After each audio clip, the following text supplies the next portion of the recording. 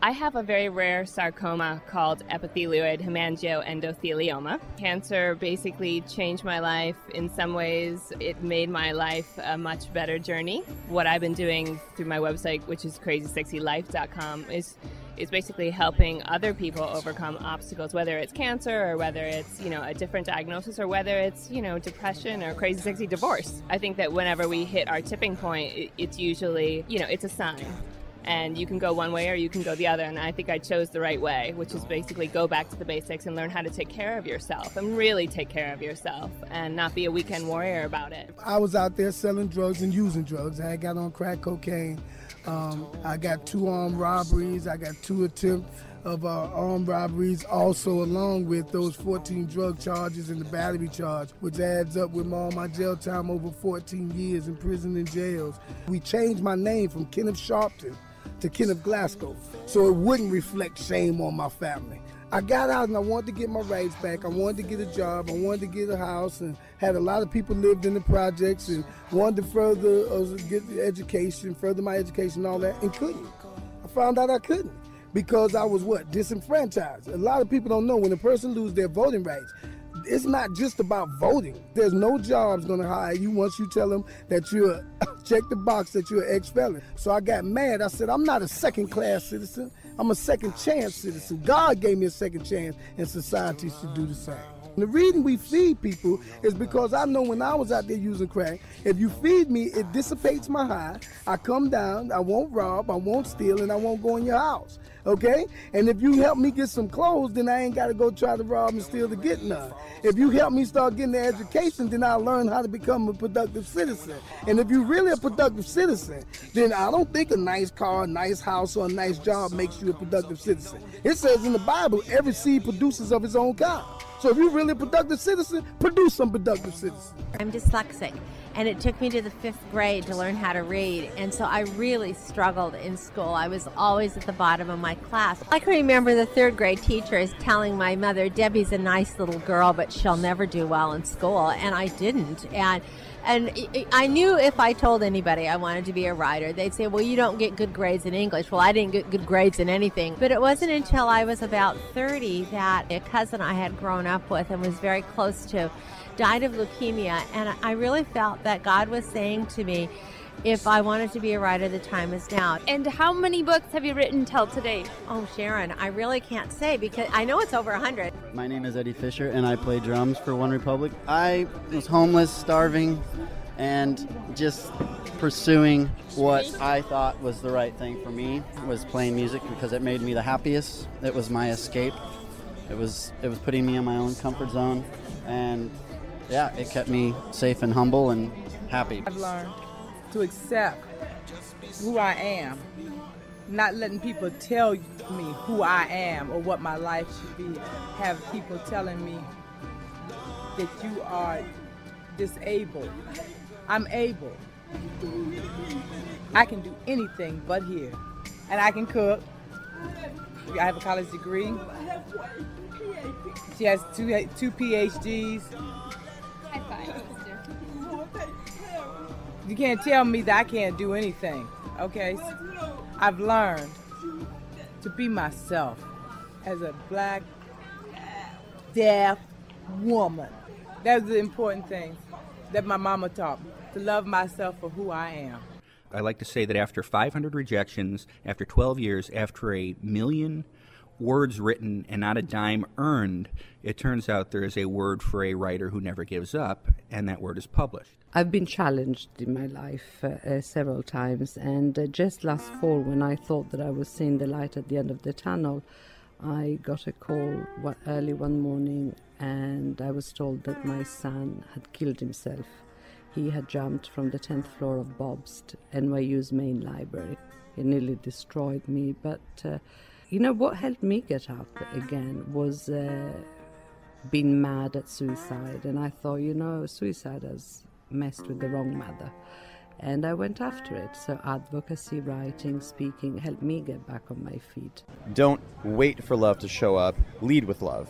Be the person who makes stuff happen, right? So because when you lead with love, when you are the light, then you can light all the other candles around you. And then the whole world will be much better lit. At the risk of sounding a little bit maudlin, I think that love is the most important lesson. If you're a human being and you isolate yourself from the rest of the human race, it's really tragic. Talking and all the big people and all the big government and movements and everything, it's all actually very small, because the people and the conversation that happens between actual people are what matters. Because like when I said about the Iranians, when I met them, I met the actual people that lives there, and we had no problem with each other. We get along very well. There's so much more in common in our religions than there are differences. So we believe Abraham is the patriarch of the monotheistic religions in the world, and we respect that. And if you look at historically at all the relations between the Jews and the Muslims, they have been overwhelmingly positive. How do you do it? You have to do it by educating the children to accept each other. And the best way to do that is to give them community building exercises that allow the kids to accept each other. And culture, music is a powerful force for doing that. I'm this Lenny, I just show up here. I don't know what the controversy is. They make a big thing of it actually, but I just show up every day for 18 years now. I'm a morning person. I love to get up and have something to do. It's my morning therapy. How many people in a day come and ask to take their picture with you?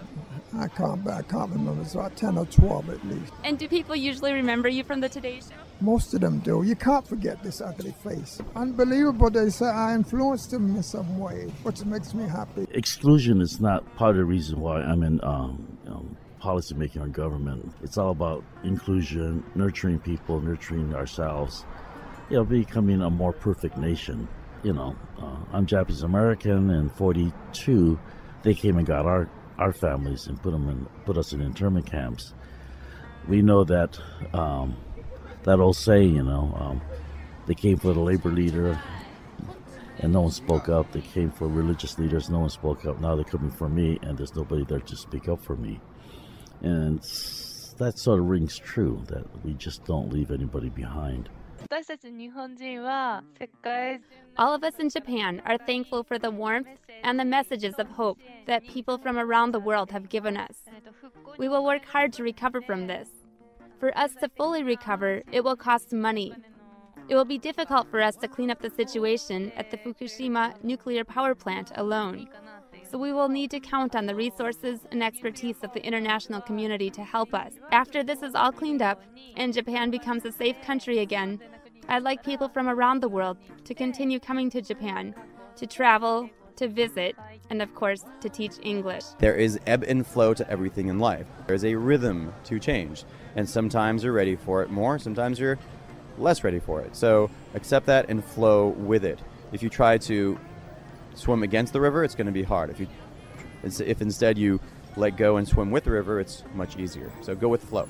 Rhythm of change, to me, the first thing I thought of is energy. Leave room for miracles, because I think that when you start to make changes in your life, the energy really shifts in a way that brings unexpected beauty and unexpected balance and peace that really kind of connects you to your spirit. There's a quote I love. It says, if you think you're too small to make a difference, you've never been in a sleeping bag with a mosquito. But it's the truth. Every single person can make a difference, no matter how small, how big. Anyone can help change the planet.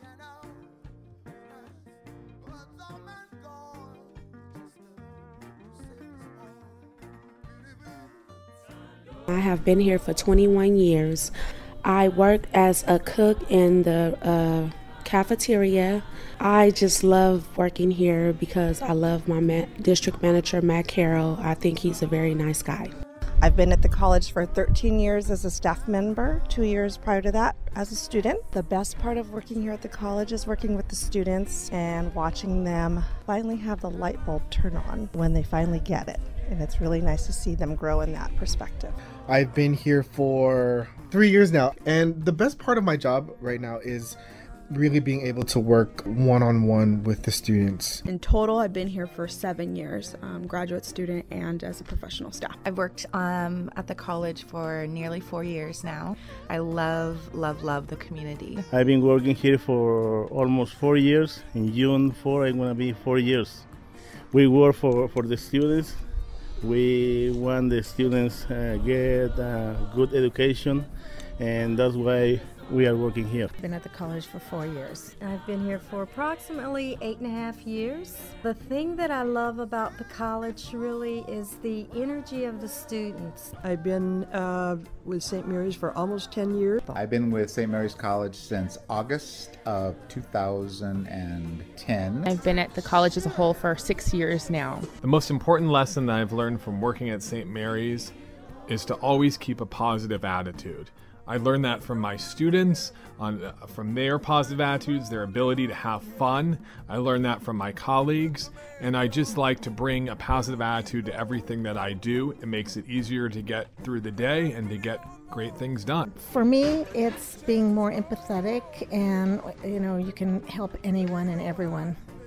I have had some really personal tragedy in my life, and I think that the biggest thing that I've learned from all of that and from being on this campus and learning about the LaSallian mission is just to have respect for all people, to love all people, and to really enjoy life and, don't take things for granted. The lesson that I've always kind of taken with me just ever since I started working is have a very clear line of your work and your personal life. So your work is your work, and your work stays at work, and it should never ever interfere with your home life, and your home life is where you are home, and that's the time that you dedicate to your family. Patience when it comes to working with the variety of people that I work with, more specifically taking time to just sit back and meet the student where they're at. I have grew up a lot in life, and I have learned that since I've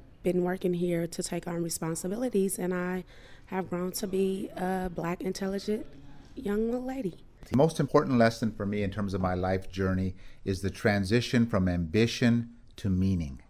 I feel at St. Mary's it's no longer about the title, the money, the great car.